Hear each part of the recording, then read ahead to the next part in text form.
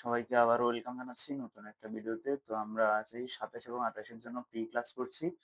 আজকের ক্লাসে আমরা ফিজিক্সের চ্যাপ্টার 11 এর একটা বোর্ড কোয়েশ্চেন আসা, কুমিল্লা বোর্ডে 24 এ আসা একটা কোয়েশ্চেন সলভ করব।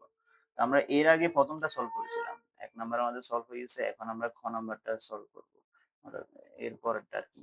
আচ্ছা, তো এখানে আমরা আমাদের যে কোয়েশ্চেনটা আমাদেরকে দিয়েছে, কোয়েশ্চেনটাতে আমাদেরকে কি চেয়েছে একটু দেখো।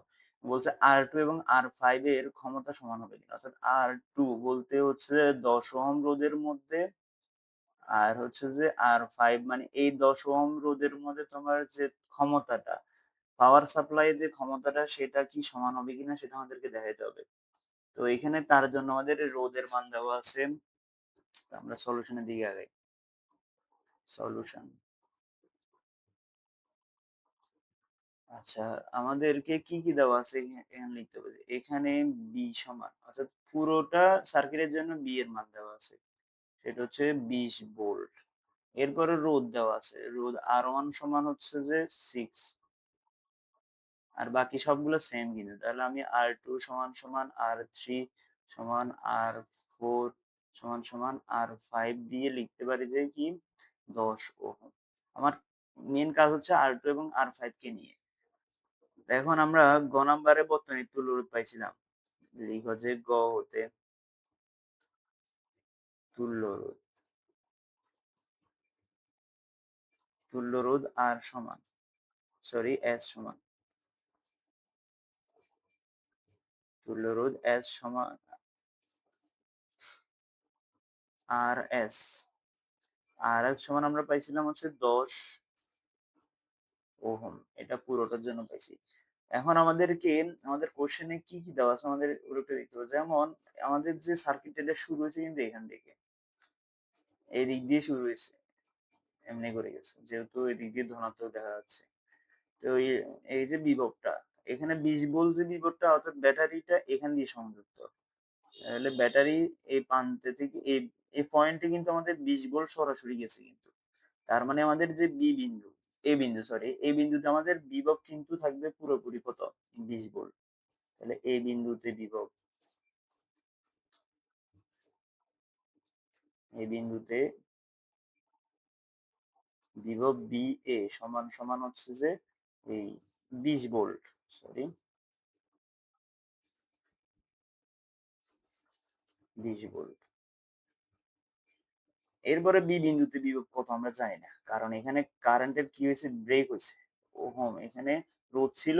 তো আমাদের এখানে বি বিন্দুতে বিভব কত সেটা আমরা জানি না। তো আমরা বি ভি সমান সমান জানি না। এগুলো কিন্তু আমাদের বের করতে হবে। এরপর আবার ডি বিন্দুতে বিভব, খেয়াল করি আমরা ডি বিন্দু বলতে এই পয়েন্টটাকে বোঝাচ্ছে। তো ডি বিন্দুতে কি হয়েছে, এখানে যে কারেন্টটা এখানে নিচে দিয়ে নেমে গেছে, অর্থাৎ এটা ভূমির সাথে সংযুক্ত করা হয়েছে। তার মানে এখানে বি, অর্থাৎ বি বিন্দুতে আমাদের বিভবটা হচ্ছে 0, কারণ যেহেতু এটা নিচে সংযুক্ত করা হয়েছে তাহলে এটা 0 হবে। জিনিসটা মনে রাখবে। তাহলে আমরা বর্তনীর তড়িৎ প্রবাহ আগে বের করি। আমাদের এই পুরো বর্তনীতে কতটুকু তড়িৎ প্রবাহিত হচ্ছে সেটা একটু দেখি। বর্তনীতে তড়িৎ প্রবাহ I সমান বি বাই আর, আর এস। বি এর মান হচ্ছে 20 ভোল্ট আর আর এর মান হচ্ছে 10। তার মানে আমাদের বের হচ্ছে 2 অ্যাম্পিয়ার। এটা আমরা পুরো বর্তনীর জন্য পাইছি। এখন আমরা বিএবি, এখানে দেখো বিএবি বলতে এ থেকে বি পর্যন্ত আমাদের যে বিভবটা সেটার মান বের করবো। বি থেকে এ থেকে বি পর্যন্ত এই এতটুকুর জন্য আমরা বিভব বের করব। তাহলে কি যে বিভব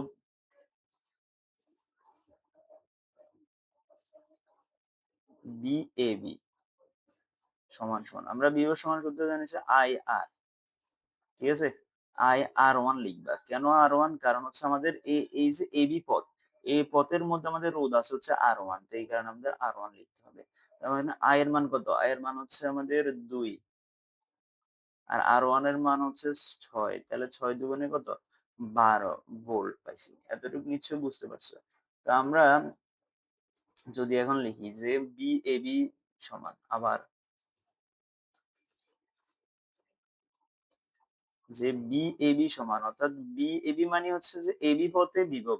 তো সেটাকে লেখা যায় বিবি মাইনাস হচ্ছে যে সরি বিএ মাইনাস হচ্ছে বিবি লেখা যায় বিএ মাইনাস হচ্ছে যে বিবি, অর্থাৎ তুমি এ বিন্দুতে বিভব এবং বি বিন্দুতে বিয়োগ দুটোটা যদি মাইনাস করো তাহলে তুমি কি পাবে বি এ বি পাবে। এখন এখান থেকে আমরা বি এর মানও জানি, আবার আমরা বি এ বির মান বের করছি, তাহলে আমরা বি বির মানটা বের করতে পারি। তাহলে আমরা লিখতে পারি যে বি বি সমান হচ্ছে যে বি এ মাইনাস হচ্ছে বি এ বি।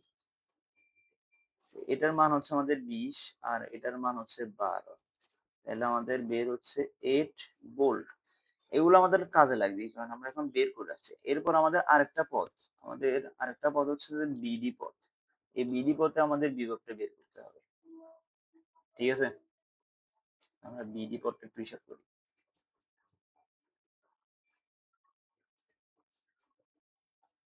তাহলে এখন আসো বিডি পদে কি হবে, আবার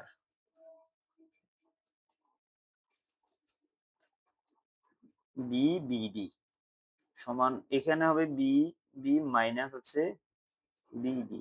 তো আমরা এটার মান জানি না, কিন্তু এখন এগুলোর মান জানি, যেমন বি বিন্দুতে বিভবের মান এখন মাত্র আমরা বের করছি 8 আর ডি বিন্দুতে হচ্ছে 0, তাহলে আমাদের এটাও 8 ভোল্ট। তাহলে আমরা বিডি পথের জন্য বিভবটা বের করছি, সেটা হচ্ছে 8 ভোল্ট, ঠিক আছে? তাহলে এখন আসো আমরা এখানে যে আর টু এবং আর সরি আমাদের কোশ্চেন ছিল বোধহয়, দাঁড়াও আমি একটু কোশ্চেনটা, হ্যাঁ, আর4 এবং আর6, আর4 আর হচ্ছে যে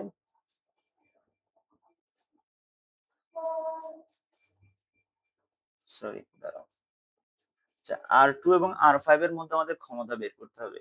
তাহলে এখন আমরা আর2 এবং এই যে আর5 এগুলোতে একটু আসি।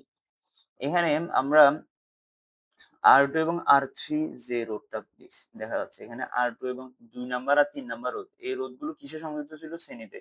তো সেটার আমরা তুল্য রোধ বের করছি, কিন্তু আর এস ওয়ান সমান আমরা 20 ওহম পাইছি।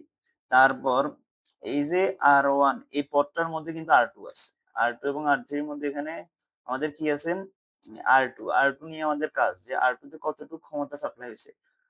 তো সেই দিক দিয়ে চিন্তা করলে এখানে আমরা এই যে এখন আর2 পথের জন্য আমাদের তোর বিদ্যুৎ প্রবাহের মানটা বের করতে হবে।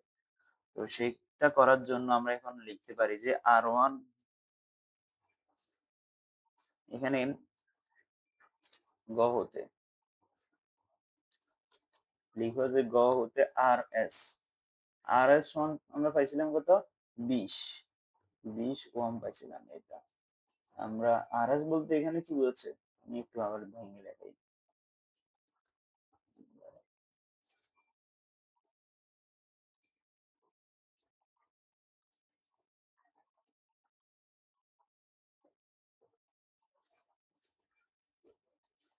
আচ্ছা, এখানে আর2 ও আর3 শ্রেণীতে যুক্ত, তাহলে আর এস সমান 10 যোগ 10 সমান সমান হচ্ছে কি 20 ওহম, ঠিক আছে? তাহলে এখানে যে 20 ওহম রোধ, এই যে আর এস ওয়ান নাম দাও এটাকে, আর এস ওয়ান এর মধ্যে দিয়ে আমরা তড়িৎ প্রবাহটা বের করবো, আর এস ওয়ান, আর এস ওয়ান এর মধ্যে দিয়ে যে আমাদের যে বিভবটা সেটা কিন্তু হচ্ছে বিডি। কেন বিডি, কারণ হচ্ছে যে বিডি পথে আমাদের এখানে কানেকশন আছে। তাহলে এখন আর এস ওয়ান এর জন্য তড়িৎ প্রবাহ আই সমান I1 নাম দাও, I1 সমান হচ্ছে যে বিবিডি ডিভাইডেড বাই আমাদের হচ্ছে যে আর এস ওয়ান। তাহলে এখানে হচ্ছে যে 8 ডিভাইডেড বাই 20 সমান সমান হচ্ছে 0.4 অ্যাম্পিয়ার, ঠিক আছে? এতটুকু নিশ্চয়ই বুঝতে পারছো। তাহলে আমাদের এটা হচ্ছে যে আর1এস এর মধ্যে দিয়ে, তো আর1এস মানে হচ্ছে যে আমাদের যে কি এই যে আর2 এবং আর3 রোধ, তাহলে আমাদের আর2 এর মধ্যে দিয়ে আমাদের এতটুকু বিদ্যুৎ প্রবাহিত হচ্ছে, তাহলে আমরা বলতে পারি যে সুতরাং আর2 এর জন্য তড়িৎ প্রবাহ এগুলো ভালো করে বুঝতে হবে কিন্তু। এগুলো এই যে কোশ্চেন গুলা, এই কোশ্চেন কিন্তু পরীক্ষাতে বেশি আসে। তাহলে R2 এখানে এটার মান আমরা পাইছি 0.4a। এখন আমরা এই R2 এর জন্য আমরা ক্ষমতাটা বের করতে পারবো। তাহলে R2 এর জন্য, R2 এর জন্য ক্ষমতা, ক্ষমতা ক্ষমতার কি আমরা P দ্বারা প্রকাশ করি, সরি P দ্বারা প্রকাশ করলে P1 সমান I স্কয়ার ইন্টু হচ্ছে যে R2। I মানে হচ্ছে 0.4 স্কয়ার ইন্টু R2 মানে হচ্ছে 10।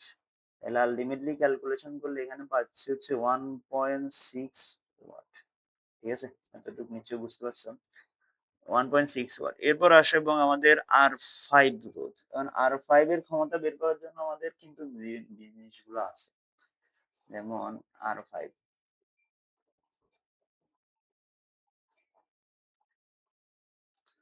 R5 এর ক্ষমতা,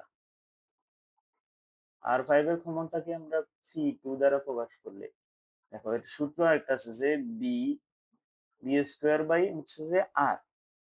তো আমরা বি স্কোয়ার বলতে এখানে বিভব বিডি পথের বিভবটা আমাদের ধরতে হবে। তাহলে ডিভাইড বাই R5, যেহেতু R5 এর জন্য ক্ষমতা বের হচ্ছে, আমাদের বিডির মান হচ্ছে 8 ভোল্ট, তাহলে 8 স্কয়ার ডিভাইড বাই R5 এর মান হচ্ছে 10। তাহলে এখানে 6.4, আমাদের বের হচ্ছে হলো 6.4 ওয়াট। তাহলে আমরা এখানে দুইটা পেলাম, কিন্তু তো একটা হচ্ছে যে কি P1 আর P2 আমাদের সমান হয় নাই, তাহলে P1 নট ইকুয়াল হচ্ছে যে P2। দ্যাটস ওয়াই আমরা বলতে পারি যে এখানকার ক্ষমতাটা কি হবে না, সমান হবে না। তো তোমরা বুঝতে পারছো কিনা আমাকে একটু জানাইও। তো এতটুকু রইলো আজকের ক্লাসে। সবাই ভালো থাকো, সুস্থ থাকো।